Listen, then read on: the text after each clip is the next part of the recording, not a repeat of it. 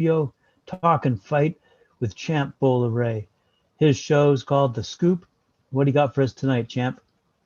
How are you doing? Great. Fantastic.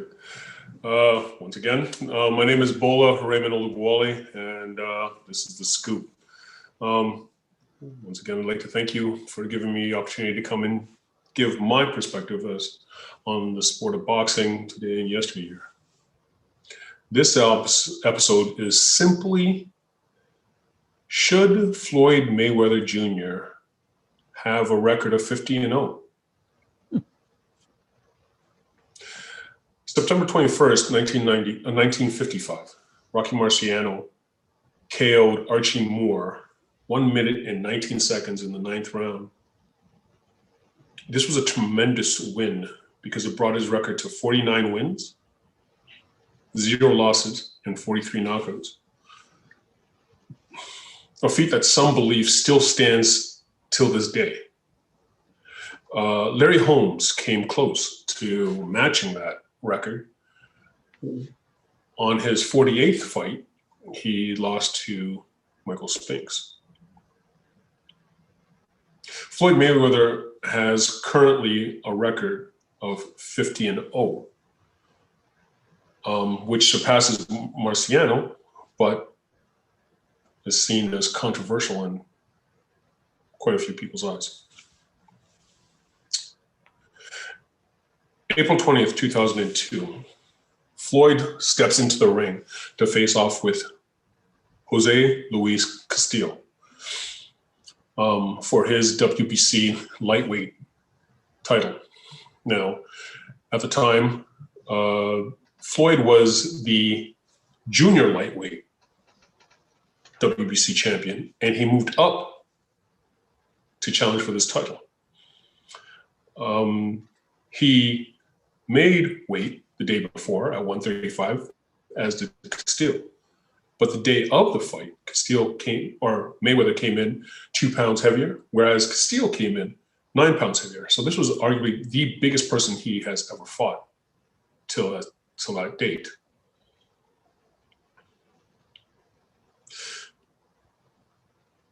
The iconic Harold Lederman was not just giving color commentary, but also scoring the fight. And him and I actually saw the fight the exact same. The first 4 rounds showed Floyd's brilliance. He does what Floyd does. You know, his timing was impeccable. He counterpunched like no other. His footwork, his ability to evade punches was on point. All but the 3rd round I gave to Floyd for the first 4 rounds. But from that point on, actually more importantly, in the corner on after the 4th round, was the first time that Floyd actually complained about his shoulder, actually giving him problems. And you could see it. You could see the consequence of it as the fight progressed. From the 4th round, or from the 5th round on, his punch output, more importantly, his jab output decreased. So in essence, he was fighting with one hand. And because of that, it allowed Castillo the opportunity to come inside and bang him up. This is more Castillo's style. And subsequently, I and Harold gave Castillo the next 3 rounds. In the 8th round,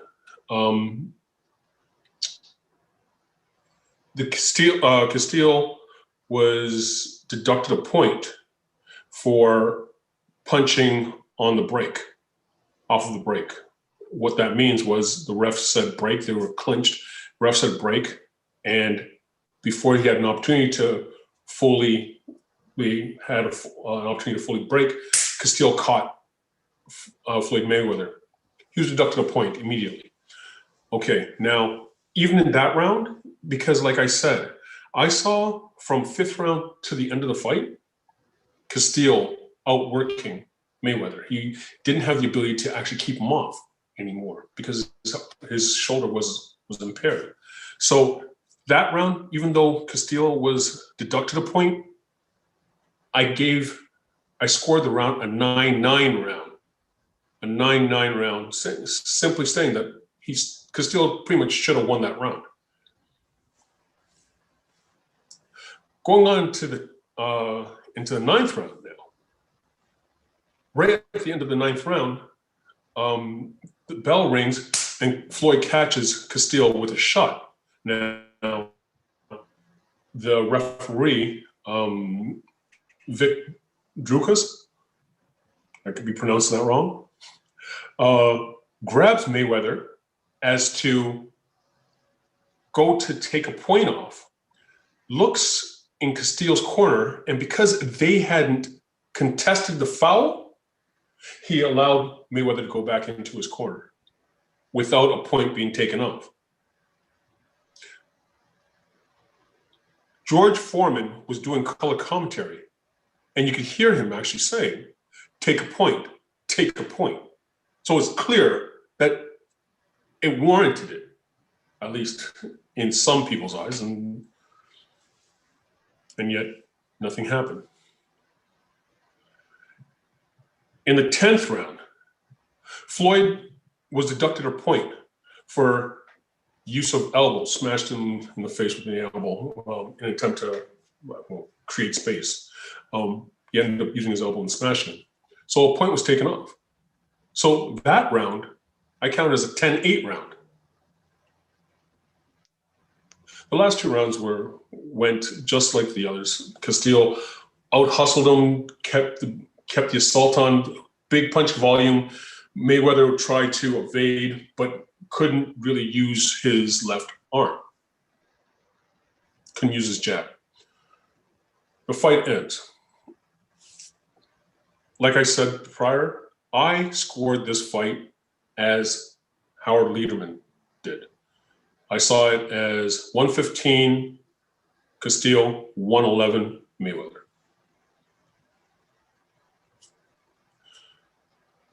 But the 3 judges at ringside saw a completely different fight, awarding the win to Mayweather unanimously. 2 judges saw the fight as 115 Mayweather, 111 Castillo, and 1 judge saw it as 116 Mayweather, 112 Castillo.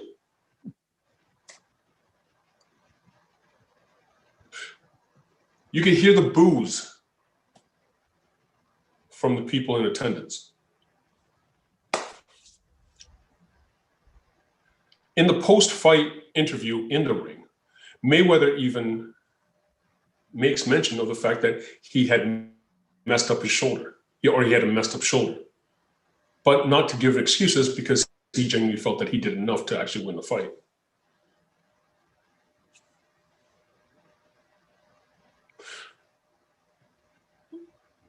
Later, immediately after that, they had a rematch, which, as far as I'm concerned, is a sign of a true champion.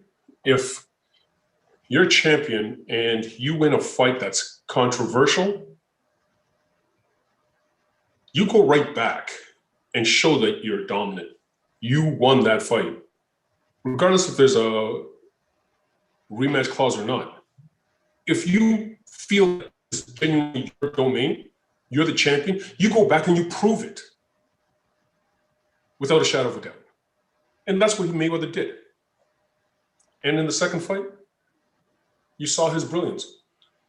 Counterpunching, his timing was impeccable. His footwork, his evading. Like, Mayweather showed up. A healthy Mayweather with both weapons present showed up. He won that fight unanimously. But the ironic thing about that whole scenario was the 3 judges scored it. 2 judges gave it to Mayweather 115, 113. 1 judge gave it 116, 113. A healthy Mayweather beat Castillo by a less margin than an admittedly one-armed Mayweather being gifted a controversial win.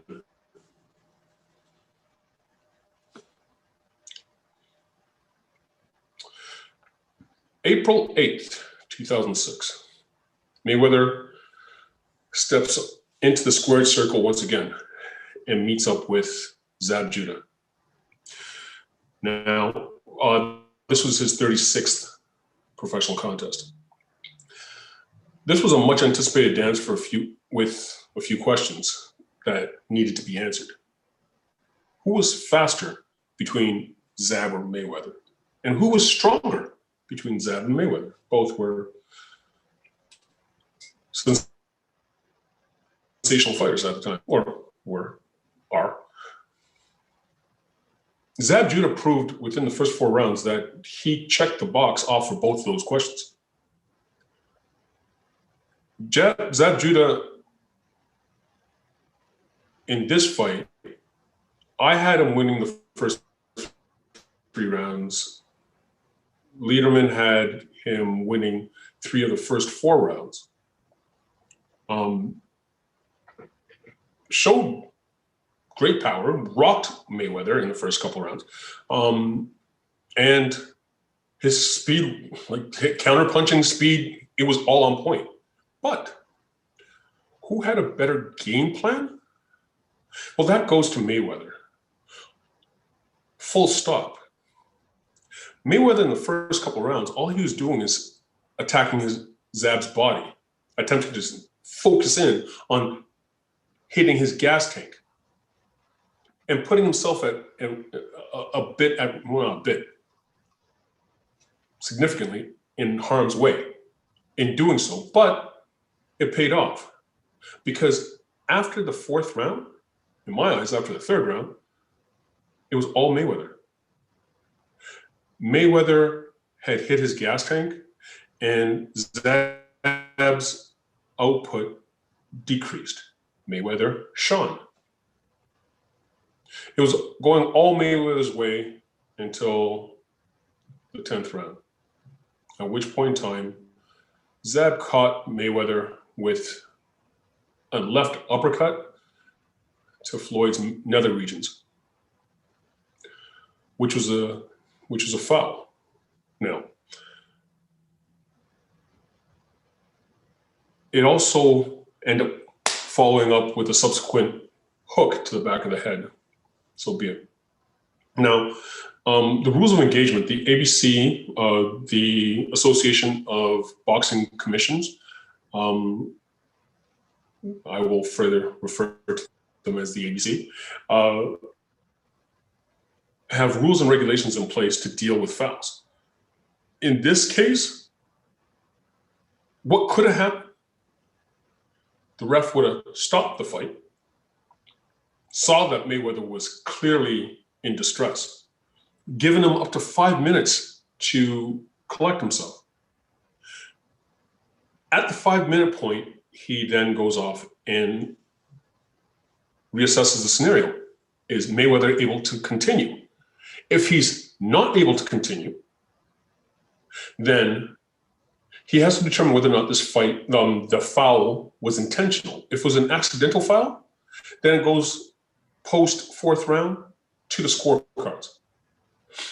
If it was an intentional foul, he can then disqualify Zab Judah. If it's deemed an unintentional foul and he could not continue, Mayweather could not continue,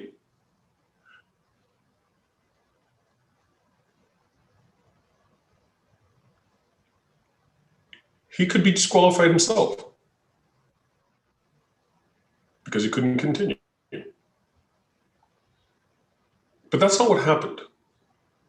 Instead, Roger Mayweather jumps up on the apron and jumps into the ring as to coming to confront Zab Judah. Now, we'll stop it right there. One foul doesn't justify another. Regardless who the fighter in question is, you can't show anything called favoritism. Some strongly believe that because of that act, because this is the rules of the ABC, Floyd Mayweather should have been disqualified right at that point in time. Now, in the ABC rules and regulations, the section that deals with the chief second and corner duties reads as during the round, seconds, the people in the corner, must A, remain seated. B, must not mount the stairs or the apron or enter the ring until the bell indicates the end of the round. D, shall signal the referee to stop the fight by mounting the ring apron rather than throwing the towel, sponge, or anything else into the ring. Only the referee can stop the contest, and he or she may consult with the ring official on the physical condition of either boxer at any time. That in itself disqualifies Mayweather. Now, it also states that the referee has the final say as to continue or calling the fight, but decisions can be appealed. And I strongly believe that in the appeal, the referee would have to then justify his decision. And he can't show favoritism.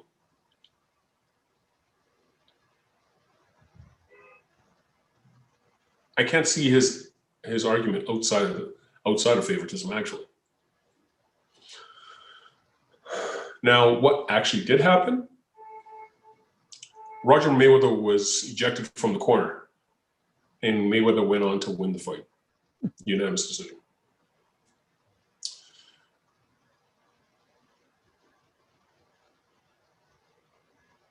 Let me know what you think. This is a hot topic, hot button topic. I feel that the comments below are going to get spicy. Comment below. Let me see if you're pro Mayweather or pro institution. All right. If you like this episode, smash a like. Please share and subscribe to the show. It's your boy, Ebola, and that's a scoop. Thanks very much, Ray. That's an excellent case, Mr. District Attorney. That's honestly, there was another fight where one of my favorite fighters of all time was Roy Jones Jr. And he was en route. Well, actually, I shouldn't even say that. I still think that he is. He's en route. He is in the company of greats, in my opinion, with Muhammad Ali, Joe Louis, Lennox Lewis. Like he was head and shoulders above everyone until a certain point in time. And even a person of that stature, that magnitude, his first loss was due to a foul. Nobody's above the law. Nobody's above the rules. That's what makes the sport fair and great. He fouled Montel Griffin, hitting him when the guy was on the ground. Granted, he had his argument, his explanation. He thought that Montel was like going low, didn't realize that he didn't see his feet. His knee was on the ground. Thought that he could spring up and hook him, which is justifiable, but the reality still remains. He had his knee on the ground, and you hit him and knocked him out. Therefore, he was disqualified, losing his light heavyweight title. I don't see how this scenario is any different whatsoever. I, for one, am looking forward to those comments. You've opened up a juicy can of worms here, I think. Oh yeah. It'd be interesting to Great. see. Be interesting to see if he can go 51-0 against Logan Paul. Oh, sweet mother. That's another, that's another episode. Exactly. Another episode. All right. Well, thanks very much. Appreciate that. That's a Oh, fantastic case. yeah. I'm looking forward to those comments. All right. So I guess we'll see you next Monday. Monday. Cheers. Thank you very much.